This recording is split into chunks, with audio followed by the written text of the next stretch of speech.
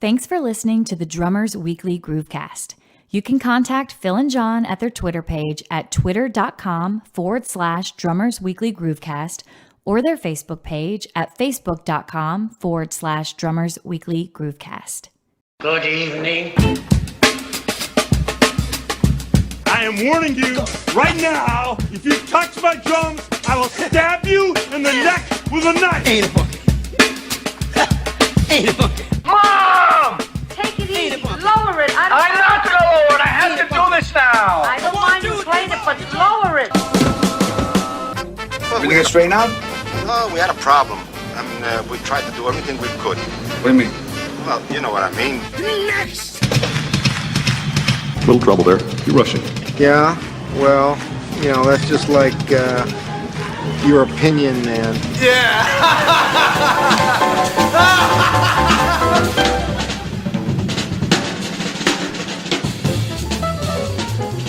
Hi, John. How are you? Phil, doing good.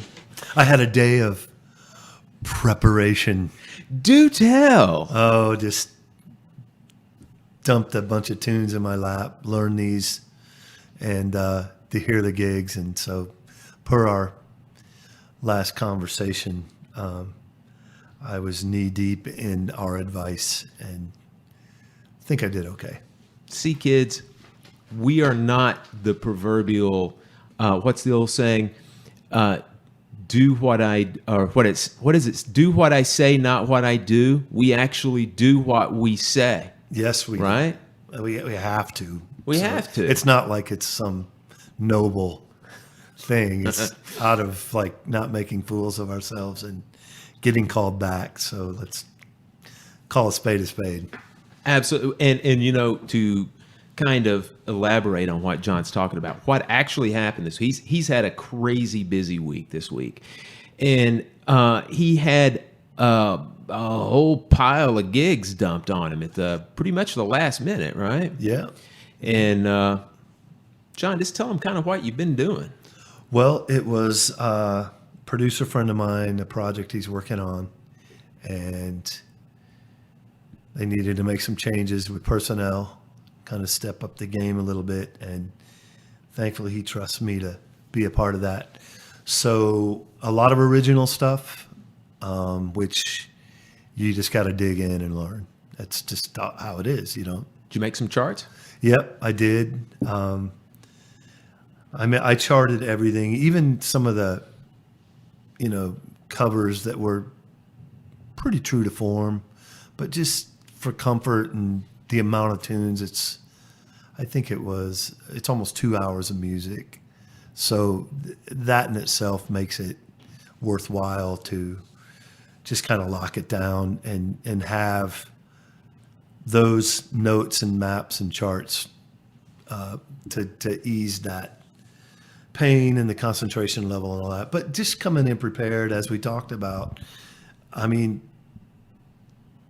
there were songs we played once because they just went well and everybody came ready to get on it and prepared. And it was really cool to really kind of just be in the middle of that after we talked about it. And, you know, I did my part, and fortunately everybody else did their part. And we went to lunch early on the second rehearsal. Early lunch is, I mean, love it. You know, see there, our fellow podcasters, you got our guys here that's talking to you. We're practicing what we preach, you know? Yes. And it just, man, it makes things a lot easier. Yeah. You're not, oh yeah, what happened on that bridge? And you know, this is a gig too where, man, there were 4 or 5 tunes kind of in a real similar tempo kind of vibe musically, you know, and that stuff can really run together when you're cramming and it's all, you know, coming at you fresh and all that. So all that extra effort made it worthwhile. Did you fall back on your metronome from time to time there? I used it the first day 111% of the time. And probably more than anything just to make me bulletproof and not have someone question anything. But yeah, that it's just a great equalizer too when you're talking about 4 players who've never played together. All great, everybody having their act together, but man, it just kind of keeps things in check. And I was the only one referencing it, which sometimes can be difficult, but when it's really good players, you know, I've been in situations where you're kind of bagging it a verse and a chorus in because you almost have to. But man, I did, you know, a 3-hour rehearsal the other day and pretty much leaned on that click the whole time. So that's a good sign. Well, we wanted to open up today with that a little bit just to show you that we are men of our word when it comes to following our own advice. But also, before we jump into today's topic, just wanted to say that the response so far from all the folks that have listened to the first 2 episodes, it has been quite gratifying. We greatly appreciate your response, your helpful little tips when it comes, especially to the audio engineering portion. Which, by the way, John, I would like to tell you, I got and I will say that it was a friendly phone call, but with somewhat of a terse tone. That was a engineer friend of mine called me today. I'd listened to it, and he's somewhat of a button-up fellow, right? You know, but you know, he I think the exact words he called me an audio engineering neophyte. You know what that makes me? A radio listener. But the basic thing was he was trying to be very clinical. He tried to put on his white lab coat and his clipboard and sit down and tell me the error of my ways upon recording the podcast, even though he did give a hearty thumbs up to the content, which I think we can stick our chest out a little bit on that so far. So that's good. Pretty good. I really, at the end of the day, come on. That's what's going to drive the interest, you know. And even, I mean, the first one we did, I didn't even notice plosives. What's a plosive between friends, right? What? And of course, after it was pointed out, I noticed it. Yeah. But, you know, man, it be engaging, and hopefully we touch on plenty that, you know, that kind of stuff is really not going to be. Well, you know, when you and I first started talking about this, the entire concept was we wanted it to be different from other podcasts. We wanted it to be like when we're hanging out, like if we're having lunch, if we're just talking on the phone, we're just talking about shop. We're talking about, you know, things that matter to other drummers and other musicians. Mm-hmm. And a lot of times we don't see or don't hear those kind of things covered really in any format. Honestly, a lot of times, I mean, you know, let's just be honest, when it's with drummers, if we're talking educational stuff, we're talking about patterns and rudiments and stuff. Very seldom do we talk about conceptual things, which is, in my opinion, sorely lacking in our educational community. Or the other aspect we talk about is gear, which we do talk a little bit on here about. Mm-hmm. And then we also have therapy. True. You know, I think it's really, it ultimately comes down to, this is sort of a continuation of a million conversations you and I have had. Mm-hmm. And of course, we've had with other drummers. And, you know, in saying that, it's like, God, I wish we were rolling tape on 50 conversations we've had before, because just some incredibly, you know, focused and useful and just engaging stuff that we've talked about for years. And I have with plenty of people, just going to lunch with a few drummers and blah, blah, blah, blah, blah. And it's like, you know, mm-hmm. In jumping into this, I'm like, God, man, if I would have recorded, you know, conversations from the past, this would be just, it'd be so fun to listen back. And well, I've always thought that the reason this hasn't been done, or that I'm not aware that it's been done before in the past, is that I think a lot of people they feel like the other listeners may not find it as engaging.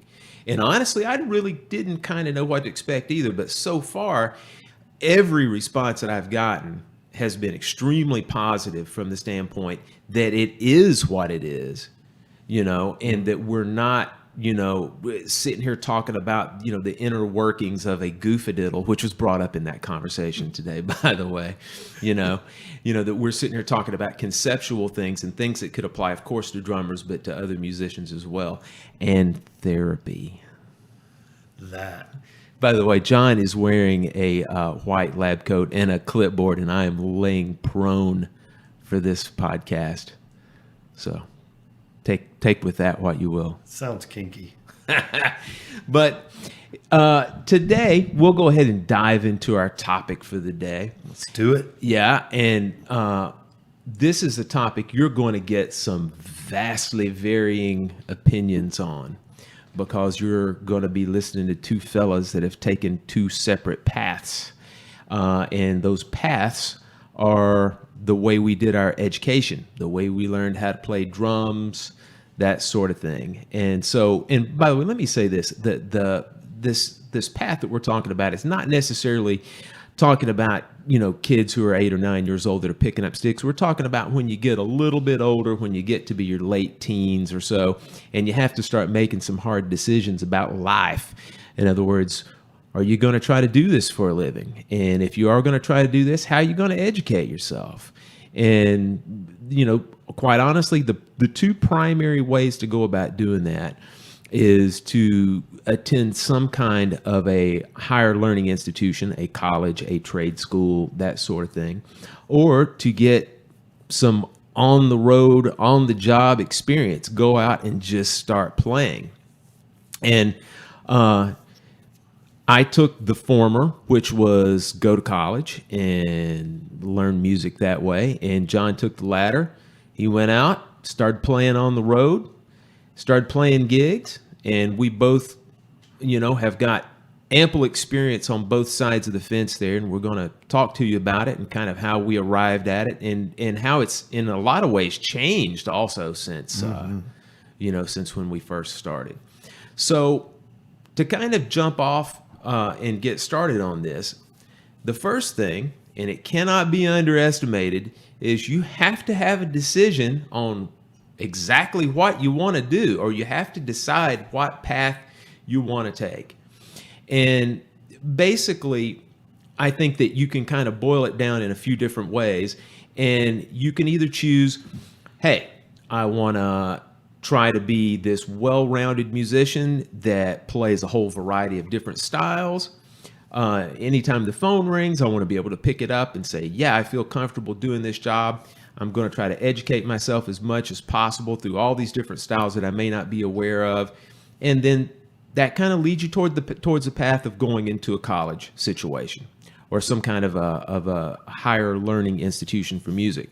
And then another different pathway, or maybe the big fork in the road, is, say, someone who decides, I am done with school. I'm tired of school. In fact, some people just hate school. And I'm a good player.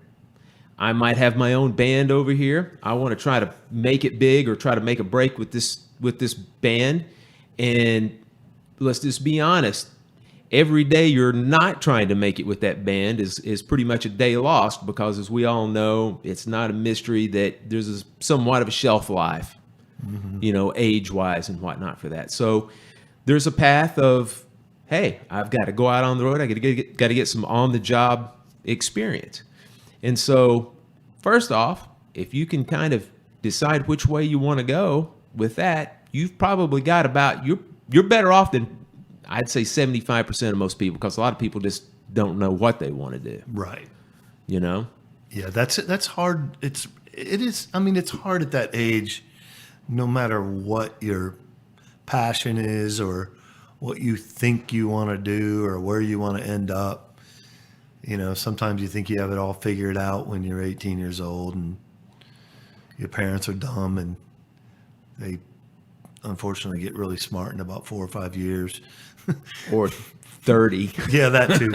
But it's man, we're getting into some strange territory just in the simple fact that we know 18-year-olds that are focused and mature and know exactly what they want to do, and we know 18-year-olds that they're just thinking about what's going to happen Friday night, and neither of those are wrong. But as a musician, it really would serve you well to sit down and think about what kind of drummer you want to be or musician you want to be, but we're specifically talking drums.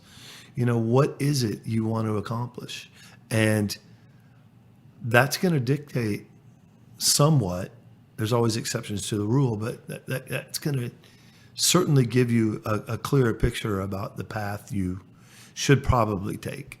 Yeah, absolutely. And one aspect that we didn't even touch on, and I certainly don't want to gloss over this, but if you're a drummer that decides that they want to be a teacher of some sort as well, whether it be a band director or especially a college level teacher or professor, you absolutely have to go down the route of higher education to be able to do that. There's just no question about it. So it's doubly important for somebody who even thinks they have an inkling that they want to do that they kind of get their head screwed on correctly and start figuring out how they want to go about doing that. And so I can speak from my experience on what I wanted to do and kind of how I went about doing it, and hopefully kind of shed a little bit of light on how that is also somewhat valid today, if not completely valid today. I chose, I guess, when I was about 16 or 17 years old, that was the path I was going to take. I was going to go to school and learn as much as I could, because quite honestly, where I grew up in a rural southern town. And, the only thing that I knew was that I didn't know enough. And it was one of those things that I absolutely had to make some decisions on what I was going to do, because coming out of that town and not knowing enough, as far as like not knowing enough about not only the music business, but how to actually play my instrument to where I could gainfully employ myself, pretty much sealed my path with what I wanted to do. And I liked school also. That was another thing. That was another aspect of it. So from that time, I had to kind of make some choices as far as like what kind of school that I wanted to go to. And 25 years ago, that was a big deal. Today, that is an enormous deal, because tuition rates 25 years ago were honestly a drop in the bucket compared to what they are now. I teach students that I've sent to Berkeley, and I've sent some to Eastman, and I've sent some, of course, to state schools as well. But I tell them about when I went to school, and their mind just explodes when I tell them they almost like pull their wallet, like they have enough money in their wallet to pay for when I went to school. But, it's very important to kind of decide the type of school you want to go to. And quite honestly, you have to really figure out your budgetary constraints on it. And I have kind of made a little list. There's kind of the great dividing line of 3 different types of schools and the monetary impact they have on you. And first and foremost, we've already mentioned just straight up music schools. These are schools that teach music, professional musicians teaching, and that's all they teach. You've got schools like Berkeley and Eastman and Juilliard. In these schools, quite honestly, it's big bucks. I mean, if you want to draw a comparison, it would be somewhat like the Harvard of music schools, so to speak, even though Harvard does have a music program. But with that, John, comes a price. Significant at this point. A hefty price indeed, yes. Yeah, I just had a student that graduated there a few years ago. At Berkeley? From Berkeley, yeah. And I don't know his situation. He was a great player, and he was on scholarship almost the entire time that he was there. But if I were going to be a guessing person from the standpoint of if you were not on scholarship, if you were paying full tuition out of pocket, and then when you add your living, your housing and stuff up in Boston, you could very easily be a cool $250,000 light by the time you get done. And you're a musician when you get out of there. He's going to probably need to be a jazz musician and cover that nut, right?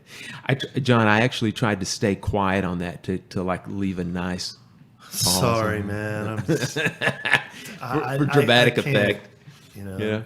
But I think I just find it entertaining that Berkeley is maybe the most expensive school, and it's focused on jazz. You know, the reputation on it. It's kind of like, if you know the reality of that, it's like, it's tough. And it is. I've been to Berkeley several times up there, and let me tell you, it is quite the impressive place. Mm-hmm.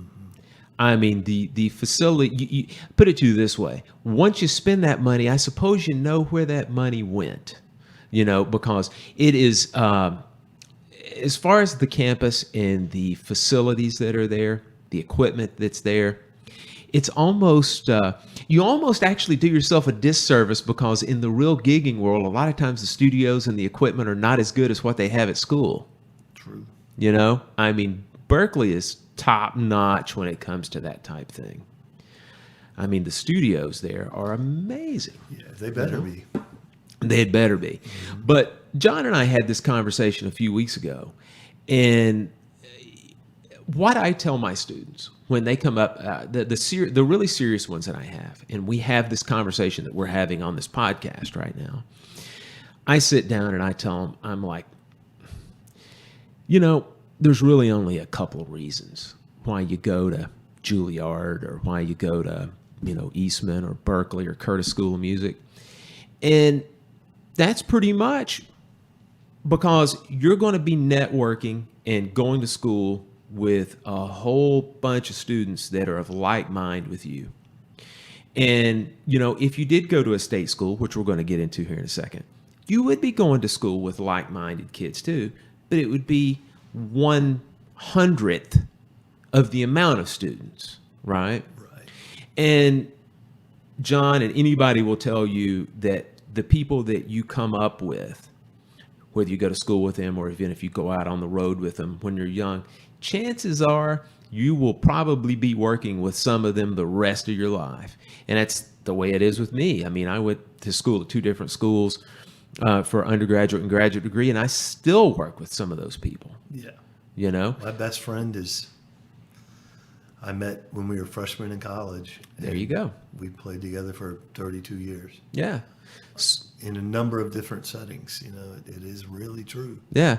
So, you pay for these fabulous facilities, and then you pay to be with a whole bunch of other students that are similar mindset as you, that hopefully want to do the same things that you do.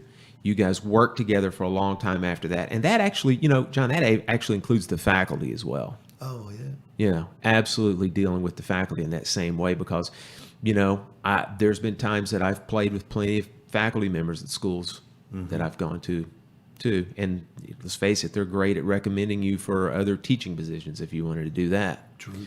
So, and playing as well, right. Like a lot of them are out playing. So absolutely. There's just, even just in the gig world, it's not just your peers. Right. And then I tell them the flip side of the Berkeley thing, and that is you're going to be very light in your wallet once you come out of it. And then the other thing is this, let's just be completely and totally honest about things like just classwork.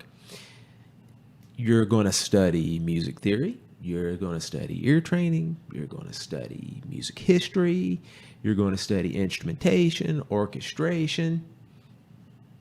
You're going to do all that at any other state school that you go to as well. And the theory at that school is the same as the theory at University of Illinois, which is the same at the University of Colorado, which is the same at University of South Carolina. Theory is theory.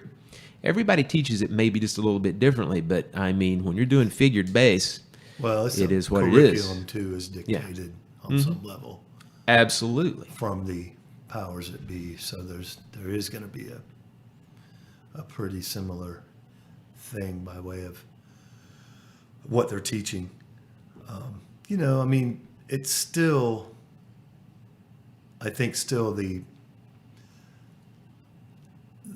most rewarding part of going that path is going to be the level of players you play with, the level of players you are developing relationships with. And I mean, a lot of, we just mentioned earlier tonight how many people went to Berkeley and mentioned all these other insane players that were there when they were there. And it's just an endless, it's really true. There's going to be some of that, and that can be beneficial, Absolutely.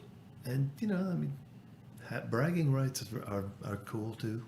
Well, you get into that whole thing also, like we talked about teaching a few minutes ago. Mm-hmm. Let's just be honest. Most of the time, whenever you get a degree, have you ever been on a gig where anybody's ever asked to look at your degree? No. The only time that the degrees are necessarily valid is when you go to apply for a teaching job. Yeah, that's true. That Juilliard diploma looks pretty good. Yeah. Then at that point, Yeah, I've had some friends that have been incredibly frustrated about the amount of debt they had, and in our typical jaded fashion, they might be like, "Yeah, I got my degree and I'm on the same gig as you, John." And that's a real reality that can creep into your mindset if you're talking about, now way more than when we were, looking at schools and all that. But I mean, there are people coming out of school now. I mean, I just got a Consumer Reports. Like, my parents gave me a subscription to that, and the entire magazine this month is based on this problem with student debt, and Mm-hmm. it's a major issue right now, and it's probably going to get worse. But there's definitely it's got to be part of your decision. Yeah, absolutely. You have to be realistic about shouldering that and truly wanting to accomplish what you want to accomplish. Is it possible? Right. It very well could be. Mm-hmm. It's not impossible, but just being aware of it, making sound decisions is a great thing. Right. I know that. I don't know of anyone, I should say, that likes being in debt. I know that coming out of a place like that, being that far in debt, and especially if you wanted to go get a master's degree after that and incur more debt, that would be a hard thing for me to live with, It probably was when you did it. Yeah, But, the other side of that we were talking about a few minutes ago is the state school. Mm-hmm. And we've already kind of compared and contrasted those two, as far as like the music school and the state school, with the biggest things being, it should be significantly cheaper from that standpoint. That is, especially if you stay in state. Now, out of state, the gloves are off. Got to make a wise decision there. Right. But you get then the thing of what we talked about of you're going to be in there with some hopefully some like-minded folks as well that want to do the same thing that you want to do. It's just the pool will be a lot smaller with that. Hopefully you get lucky like I did, and you end up getting into a very vibrant program where it hits just at the right time. I was speaking of choices, the choice that I made, it was an informed choice, but it was a lucky choice too. Mm-hmm. At the time when I got my undergraduate degree, I was at a school at a time where the faculty was very engaged, and we had a very engaged student population. I mean, we had some real go-getters that were there. It's a real fertile environment. Very fertile environment. And, I kind of took that for granted and until I left that school, to get my master's degree, and then went to the opposite end of the spectrum. And I just thought that all schools were like that, and that's not the case, brother. No, as we kind of were just going on about earlier with that, it's kind of like a lot of programs, football programs, as for an example, mm-hmm. other than the Alabamas and the Michigans and the Ohio States. you kind of have your ups and downs, as most of us who grew up fans of Right. most state schools Yeah. know. yeah. It's kind of cyclical at best, and I think music programs can be that way as well. At the same time, like a reputation of a specific school. I mean, I'll just take Atlanta, for example. I can think off the top of my head 4 or 5 guys who went to the University of Georgia, which is never mentioned as a music school of note, Right. that are some of my favorite musicians in this town. Yeah. I mean, bar none. And it's just gifted individuals who ended up there. Maybe it was financial. Maybe it was, the scene in Athens was attractive to them beyond school. Right. But nonetheless, there were some fertile periods that school had, and we see and benefit in this town to a period or two of that. So, I always kind of think, I've had conversations with people where they're like solely interested in the school because of the reputation of the ensemble. Mm-hmm. That's a real iffy thing, because like in North Texas is a perfect example. Well, there's some really great, the top couple bands are amazing. It gets a little more average as it comes down, still really high level and all that. But is it really wise to be focused on the ensemble reputation of the school? Maybe not. I personally think, outside looking in and knowing what I know now, an individual teacher is going to benefit you a great deal more than the reputation of some amazing ensemble, because any halfway decent music school, the big band's going to be pretty solid. Mm-hmm. It's not going to suck. Mm-hmm. There's going to be 20 guys that can play at a pretty high level, and the experience is going to be beneficial to you. Right. So that factors into some decisions here in higher education, that there can be some pitfalls and some, Right. false narrative as far as what's important. Absolutely. And you made a fantastic point about the individual teacher, like a private lessons teacher. Let me tell you, you can make or break a college experience with that. And one thing in particular that I think this is good to kind of tie up the thing about the music school versus the state schools. When you have a huge student body at a school like a Berkeley or Eastman or what, where you've got just a whole ton of incoming freshmen, the marquee names that you see at these schools, as these teachers, chances are you will never see them, or very seldom will you see them. Yeah, definitely Right. not long-term one-on-one. Exactly. Those are reserved for, of course, upperclassmen, if not even graduate students. And a lot of times those guys are working professionals, and they're on the road quite a bit, That's a good at point. that time. So that can knock the shine off of a lot of those schools, and can also knock the shine on a state school in particular if you have, if there's one particular applied music teacher that you really mesh with, which I did, ended up being my mentor, that's almost a whole nother topic for a podcast, talking about mentors and the importance of them. And, that kind of thing, finding that right kind of teacher by shopping around a little bit and not necessarily looking at the marquee names can be very beneficial for sure. Yeah. Well, I can speak from experience in that in my very short-lived, experience with college, I went somewhere where the reputation of the ensemble was pretty good. Mm-hmm. Long history of success and just high level. And the individual percussion instructor was just a world-class marimba and mallet player, legitimate stuff, but really focus on like the Japanese marimba stuff, that, really heady, difficult. Yeah. And I had no interest in any of that. I mean, that was like, I wanted to play drum set. We'd sit down finally for a lesson on the drum set, and we'd do a little playing, and he'd be like, "Oh, what'd you just do there?" And I was a little bit better than average freshman drum set player, Right. college, Yeah. And it was like, oh, I'm, and I didn't want to be there to begin with, so that was just like fuel to the fire, Yeah. And it really was a poor decision on my part. Like, I did no research into it. I just was thinking about, I got to get in that jazz band, man. Right. Well, and then there's a long and sordid history by way of that audition process and the politics. Oh, that yeah.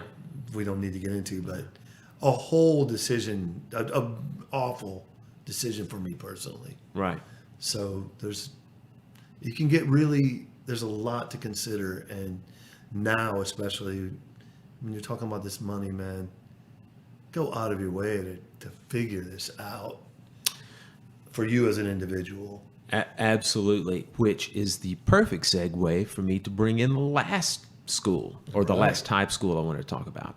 And this is going to be the school that will be the last or the least amount of money that you're going to have to come out of pocket with, simply from the standpoint that it's a shorter term of time that you spend in school. And that would be the musical technical school or the musical vocational school. Those are schools like Percussion Institute of Technology, PIT, Drummers Collective up in New York, and AIM, Atlanta Institute of Music. And these schools, by no stretch of the means, are cheap.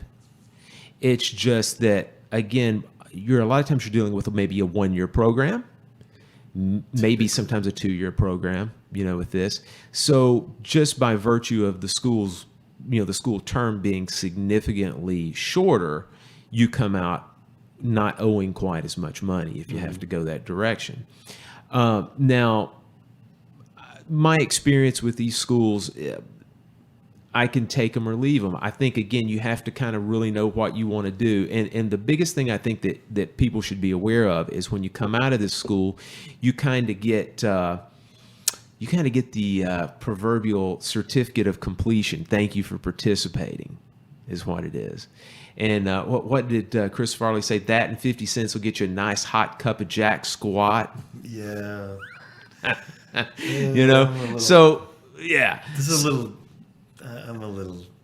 I'll let you. Yeah.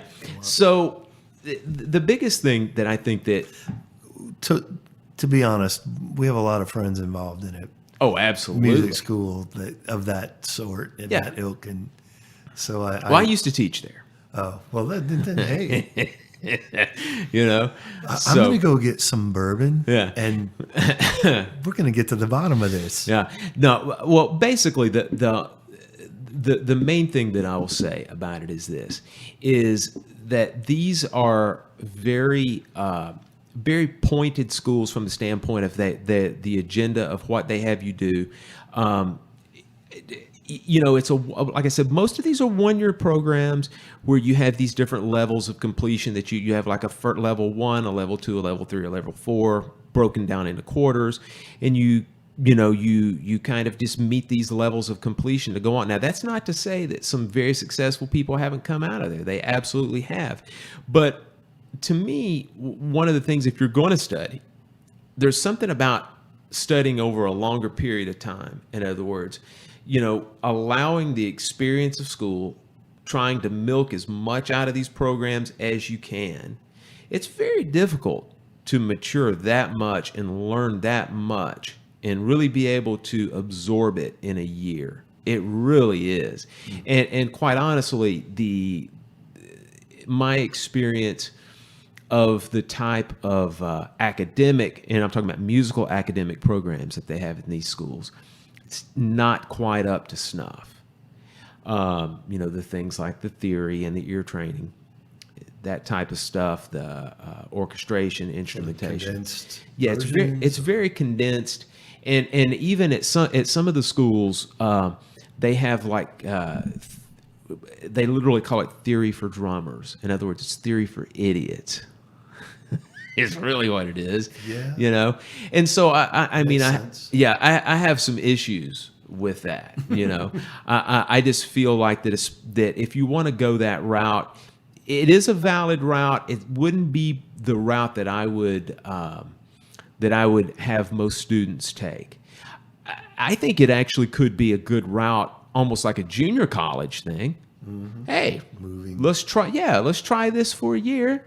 And if it doesn't totally blow me out of the water, and, you know, if I can kind of get into the hang of what it's sort of like to be in School of Music, you know, maybe I can move forward from there. Yeah. And actually, there have been some students that have done that. You know, I think some of it too, that really condensed curriculum of that. The one thing that, even though people will say, oh, you get a lot of information and this, and, you know, it's really focused on specifics and all that. Well, that's true, but I think in a lot of ways, if you're gonna go the education route, a longer term scenario just to me seems to make more sense, for the simple fact that it kind of allows you in a controlled and less competitive in the true sense of life. It allows you to sort of find your place and in yourself and your strengths, and, you know, it also gives you time to really kind of get an idea of what I want to do, because, you know, like, there's just a lot to be said for having not done it. You know, it's kind of appealing to think like, man, if I'd have had those 4 years to just kind of really focus a little more on, you know, what it is I want to do, and instead of just being dropped in the fire like I was by choice. Right. You know, like there's some comfort in that to me looking back. You know, the grass is always greener maybe, but wow, you know, 4 years, a year, you know, you're still going to just be like, you're going to the wolves immediately. And, you know, yeah, John, you were really hitting on another point that I tell a lot of my students, is that when you've got that 4 year period of time that you're working on your craft, you're studying your craft, you're surrounded by all these people, it is also the absolute perfect time to kind of wean your way into the gigging professional world. True. You know, opportunities, right? Definitely You're kind of you're working yourself through school, so to speak, doing that, and taking on a little bit of gig life as it comes along as well. And so, you know, it gives you a kind of a cushion of time to do that. And if you happen to be in a school that's in a large metropolitan area, if it's an area that you decide you want to set up shop in, for lack of a better term, you've gotten 4 years for free establishing yourself in that city. That's a good point. So, you know, another thing too that is far more common now than used to be is some practical experience that a lot of times a lot of schools didn't have, was studio. And I know where I'm going to say where I enrolled in school, because that's about the extent of it. Yeah. There was a studio, a commercial music program, one of the first and earliest. And even in my just rebellious and horrifically misguided period of time in being at that school, I somehow slipped into like doing sessions and learned so much that it was low pressure, it was student projects and all that, versus, you know, like when I came out and I started actually doing some sessions, it was really valuable. So there's some things that above and beyond technique and above and beyond reading and ensemble playing that there is now, and some experience you can get. And imagine if you were in a program where you got to record regularly for 4 years without the fear of this producer blackballing you or this artist dogging you and all. I mean, that's incredible in of itself, you know. You know who did that exact same thing when he was in college? You. No. I wish. You didn't get as much of that. John Robinson. Well, You can tell. Yeah, he was a Berkeley guy. He did a whole ton of sessions when he was in school there. It's just gold. Yeah. Obviously, it paid off. A little bit. I think he's paid off his tuition. You think so? I'm pretty sure. I'm Facebook friends with him. I'm gonna ask him, but I kind of think that he doesn't owe Berkeley any money. You know what I heard? I heard that he did one of those weird things, man, where he got on, and I'm using my air quotes, he got on with the Quincy Jones Corporation, and as part of his pay, they paid off all of his student debt, kind of like a doctor. Well, I know if I produced a record like Off the Wall and John Robinson played it as well as he did, I'd pay off the student loans in his house, and because I'm going to make a whole bunch more than that. By the way, what I said was a big whole boatload of crap. We should have just let that one. You let that one go? That could have grown into this. Man, do you know Quincy Jones bought John Robinson an island? A whole island and a plane to get there. And he had in his house John Good took a tree from the island and made him a drum set, which is cool. And then Quincy also he surrounded the island with sharks, so all of these a-hole drummers trying to get John's work couldn't make it on the island, and John just did all his sessions on the island. Did you know that? Well, Sorry, man. Well, on top of that, I heard that Carol Collado and John Good went into a death match for the last bit of wood on that island to make products for him. Okay. Well, anyway, look, I think we have A hint of things to come on our Pub Crawl podcast. Exactly. I think that we have done a fairly good job talking about the different types of colleges and kind of what they offer, what you can expect to pay as well, or at least get you in the ballpark, as kind of what to expect when you get out of school, what's going to be facing you. And you know what? There is one last thing I do want to wrap it up by saying, listen, it's a given that if you're going to go and you're going to study in school, that you're going to do your best and that you're going to put some serious time and effort into it.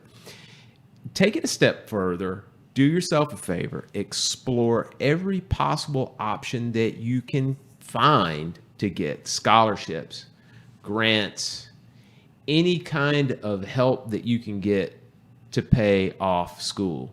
Get those things and then work hard to keep them, because the majority of the scholarships that you end up getting, if you are awarded one, if you just keep doing well, you keep them. In other words, it's not like most of them don't kick in for a year and then, that's the end of it. Most of them are ongoing. They're like endowments, that type thing. Provided you're bringing your right. And I mean, right. I was on scholarship all of my undergraduate school, and that's the reason why I came out without owing any money, was because of that. That, and also that, my tuition was basically the cost of a week's worth of Happy Meals, when I went to school. Well, listen, we have touched on, this higher education subject and, the options and all that. And I would like to, just for conversation's sake, ask that at some point we kind of get into more of your experience with that. Sure. And, we can do that down the road. And I think it would do, especially some of our younger drummer friends and listeners that we hope latch on, a really clear picture of what that is, because while we're giving advice about, hey, here's what you can do and all that, having a clear-cut picture of what that entails is a part of making a decision as well. So Absolutely. And, let me say this, but before we jettison it and move on to another topic, is that I can tell you for sure that there are a lot of things that have changed since I've been in schools. But there are a lot of things that have. There's some all truisms as well. In other words, things that have not changed. And the one thing that I've always thought it was absolutely hilarious. And I know guys that think the way I'm going to talk about here in a second. It's funny. There are a lot of guys that. Especially older veteran guys that never went to school that think that it's some kind of like it's like this high society, very clinical type thing where you go to school and everybody, the professor's talking like British accents and all this stuff. And it's not that, it's not the, Mr. Jordan, would you play quavers on your Gran Casa? It's not that at all, right. But I think it's hilarious because there are people that think it's that, and it couldn't be further from that. I always kind of was hoping I'd find the music school where it's like Donald Sutherland's character in Animal House, all of my professors, which, I mean, as far as the music school goes, that's not out of the realm of possibility. It is not. So, but, that's just a little. So we're going to make this a part A and B podcast. Next podcast, our main topic will be the other side of this education. We'll call it, this is the rock and roll side. This is the do-it-yourself side of education. And we'll spend a good amount of time on that on the next podcast. So with that in mind, we will go ahead and we will go to our segments to wrap up the end of our podcast. And we're actually going to give you guys a double shot, not one, but two short segments to end this podcast.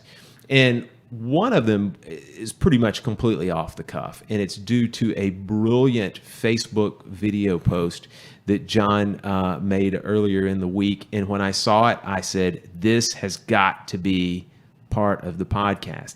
And so we're just going to call this is going to be this segment, we'll call it like tips from veteran road dog drummers. We'll call it that. And so, John, why don't you just espouse forth with your golden knowledge about this video you posted?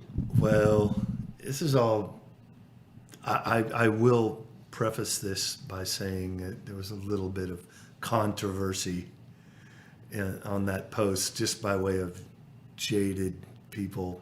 Man, anything that's good's going to have controversy with it. True. So, I'm a big fan of Ludwig snare drums. I think when it comes to metal snare drums, and most people would agree, I think that if they got one thing right in the history of that company, it's their seamless metal shell drums, whatever the content of the shell, the makeup of the shell is, they're just amazing. Well, pretty much. If you're a professional drummer and you don't own one of those, I got nothing for you. It's really a good idea to get at least an Acrolite. Mm-hmm. But I'm a big proponent of lug locks, and it's largely based on just the practical side of a drum not detuning. And on a lot of gigs we do, they're long and loud, and that's just an inevitable problem. And I've used lug locks for years. I bought 1 million of them at one point, and so I'm not terribly interested in all the newfangled things out there because I have these that work. Unfortunately, Ludwig in recent years, I'd say the last 15 years, they kind of changed the makeup of their hoops. I don't know if it's just specific to snare drums, but that's typically what I play as far as Ludwig's concerned. And the problem is you put a lug lock on and it will not go flush against the wall of the hoop. There's actually enough play that it will spin if you just force it and that plastic gives. And eventually they do that. But with velocity, they'll just back out. They don't work. As any good mechanic would say, well, there's your problem. That's a problem, yes. And so I I put a video up about, I did a gig in Colorado the other night, and it was a backline kit, and by the grace of God, there was a Black Beauty up on the stand, which I was ecstatic about. But it was a newer one, and I knew I was going to have problems because I bring lug locks with me, among many other things. And so I just kind of, in a flippant way, said, yeah, look at this crap. And this is also born out of someone arguing with me about that a while ago. Like, oh, no, they work on Ludwig drums. I'm like, no, they don't. They absolutely do not. Yeah. So, basically what it comes down to is I switch out hoops on my modern. I have a Black Beauty, a couple newer acrylites, and I think a chrome over brass, and they all have different hoops on them because like a Gibraltar hoop will accommodate lug locks. Yep. And for me, psychologically, I want my stuff locked down. I don't want to be worried about that. And so, there were some opinions. The majority of people were like, yeah, that happens to me. Oh, it absolutely. How can you deny factual. that? Well, yeah, I mean, there's just people that want to argue for argument's sake. But nonetheless, if you buy a $700 Black Beauty, be prepared to either switch the hoops out if you want to use the traditional lug locks, or look into some alternatives. There's some out there, a bit more expensive, a bit more cumbersome. Some of them have their little quirks as well. Right. But that's something that just came out of nowhere that kind of was like, hey, some people aren't aware of this. Words of wisdom, John. Words of wisdom. Well, let me say this. It's absolutely 100% true because I've got a fairly modern chrome 6.5 by 14 chrome over brass. I think it's about 2002, something like that. Had to change the hoops out on that. But I do have to do a callback, as they say in the broadcasting business, to last week's podcast with my ham-fisted windscreen on the microphone. I have it was indie. Yeah, indie. I have an indie / life hack also for the short the short lug lock on the too big or too wide hoop. I've done the old thing where I've put a little bit of gaff tape just on the end of the lug locks, and then just put them on at a weird angle or a weird cant to where the gaff tape will rest up against the hoop, and that works okay too. So there's couple solutions for you kids, you lug locking Ludwig lovers. Well, two things quickly. One, Phil, his inner DIY indie obsession is fascinating to me. I just love watching him wrestle with that. But also, a lot of stuff, man. You got to mass produce stuff. You're going to have your issues. You're going to have your challenges. You're going to find out solutions. But, man, odds are the beauty of Facebook, put it out there like, hey, man, I'm having this problem. And 10 people are going to chime in with incredible solutions or ideas or maybe just laugh at you. But nonetheless, if you run into these kind of things, there's answers out there, or some guy who thinks he knows it all like me will tell you. Well, hey. I was going to say that this is also the perfect chance to tell everybody to stay in touch with us. And if you've got any questions about anything like that, we just happen to kind of, dumb upon these things and come up with our own solutions, which I'm going to give you my little quick tip of the week here in a second. But yeah, if you guys have any questions about if we've encountered this, that, or the other, please let us know, and we'll try to cover it on a podcast. Or even if you have a life hack solution that you want to give to us, we'd like to hear that as well. I love it. Yeah. So my little quick tip of the week is another one of these great little things to save you time, money, and heartache. And it also has to do, or you could apply it to your own kits and whatnot, but the real beauty and the real life-saving aspect of this has to do, again, when you're dealing with backline or rental kits, And that is, there's nothing worse than carting your cymbals around. You've taken them halfway around the country or the world, and you're playing on these different kits. You get to a drum set, you start taking the wing nuts off the cymbal stands, and all of a sudden, you see there's no cymbal sleeve, there's no nylon cymbal protector there. It's going to be metal on metal. Not good. And man, metal on metal is only good like when you're playing Slayer, right? You know? Or, Yeah. sword fight. That means it's not slicing Right. you. Yeah. I don't know. I'm broad in my metal on metal vision here. But, So or I'm watching Game of Thrones a little too much. So I'm going to tell you my solution for this. Well, you can absolutely go to the music store and grab a little pack of 5 little nylon cymbal protectors, and it's probably about $8.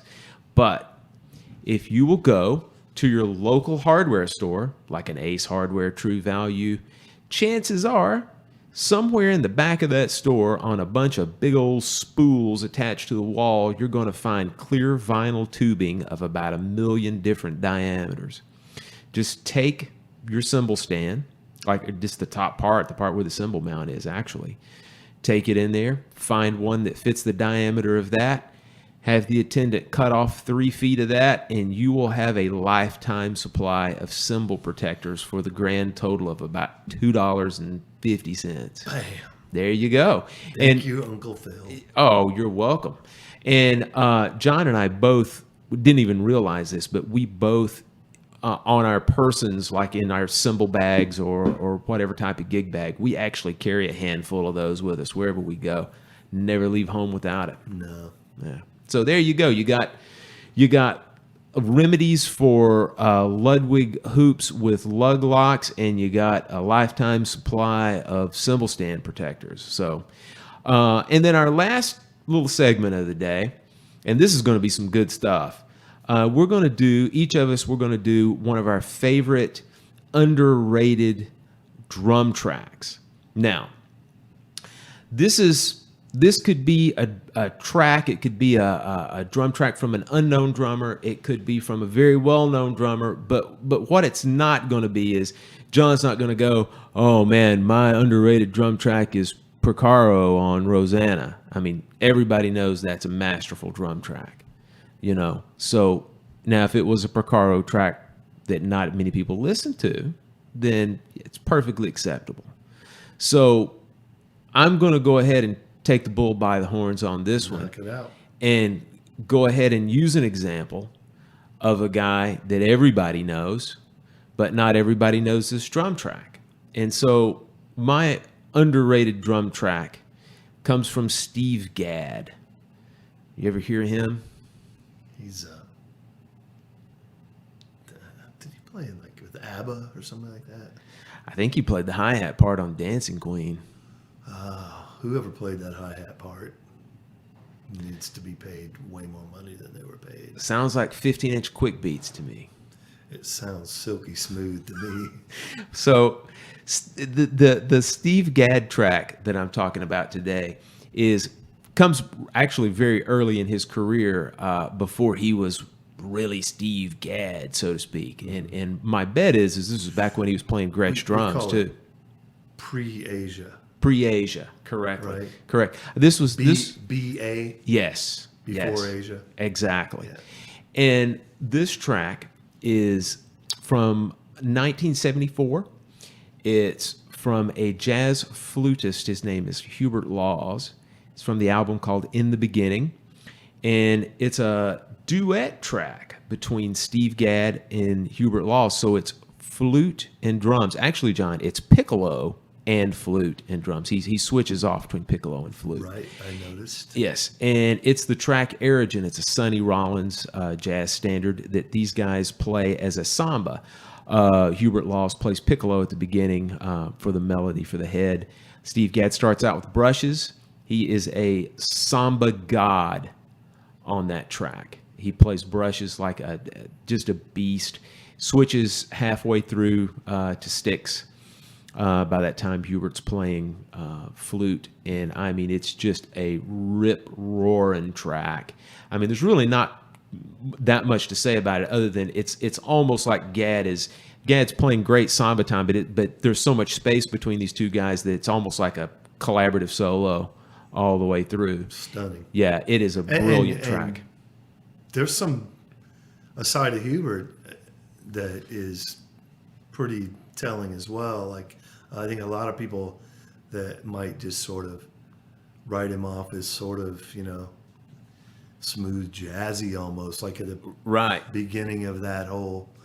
But he's really blowing on this track, and it'll shock you as well. But Steve is the star. It's insane. You can really tell that Gad he is not playing it safe. He is searching, man, on this track, and he is finding stuff. And in that great kind of a Gad rudimental type way, man, he brings a very unique vibe to the samba. Let me go ahead and say this. It's not a traditional samba. So, I mean, don't feel like, when you guys find this track, and you can easily find it on YouTube, by the way, easily find it on YouTube. He's very much Steve Gadd, even though it's early Steve Gadd. He's very much Steve Gadd on that track.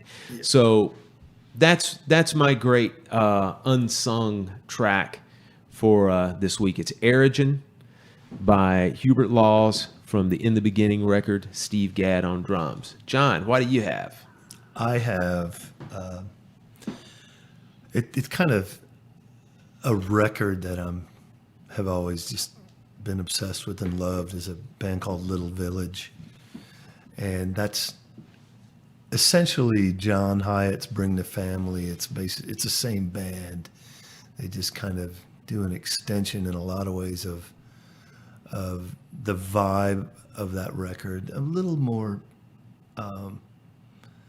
cutting edge and a little more risky recording wise, maybe sonically and all that. But Jim is just his magic self throughout the whole record.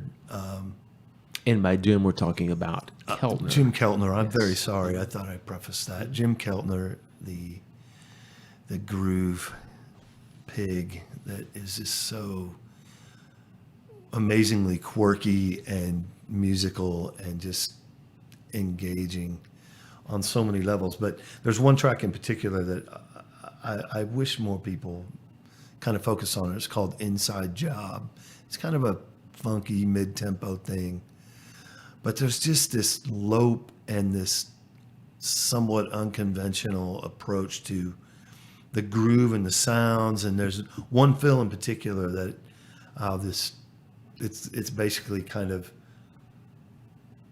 at the beginning of the chorus, it sort of happens more than once. But I without getting deep into what it is, I just encourage you to listen to a really cool track by a master at the top of his game, obviously playing with some people he's so ridiculously comfortable with, that and allow him the freedom to be quirky and in that awesome way Jim is, that doesn't take away at all from the music.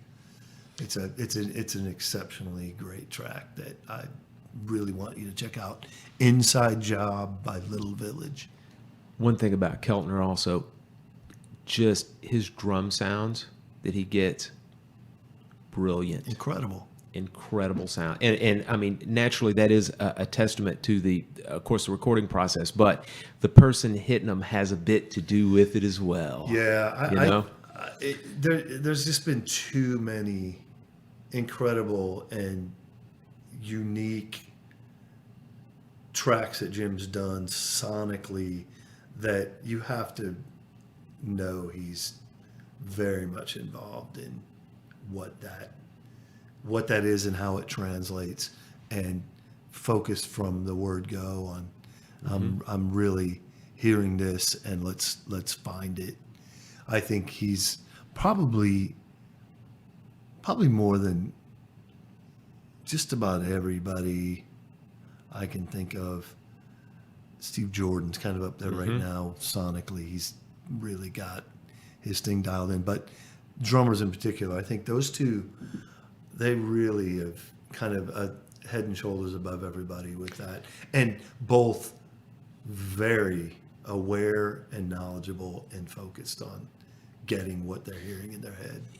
Aside from that being an underrated track or an underappreciated, you could literally say that Jim Keltner himself is underrated, underappreciated. As crazy as that sounds, But it's true. Yeah. It's absolutely true. I mean, his discography is just insane. On top of that, he was the inspiration for Jeff Porcaro wearing cowboy boots. And vests. Yeah. And probably would wear sunglasses if he wasn't blind like I am. I thought you were talking about Porcaro. Porcaro, yeah. he would have had the aviator sunglasses as well, but he can't see, so he had to wear real glasses. Given the choice, he would have gotten prescription aviator Ray-Bans and just gone all Jim. Well, and he'll admit that. That's the beauty of it. John, I think that's a very appropriate place to end to this episode. All right. Well, guys, thanks again for tuning in. As we talked about before, there's going to be a part B to this podcast, or a part 2 to this podcast that we're going to record. Will come to you next week. Until that time, keep it in the pocket. And y'all know that I want you to do what you want to do. Shoot me, baby, shoot me, shoot me.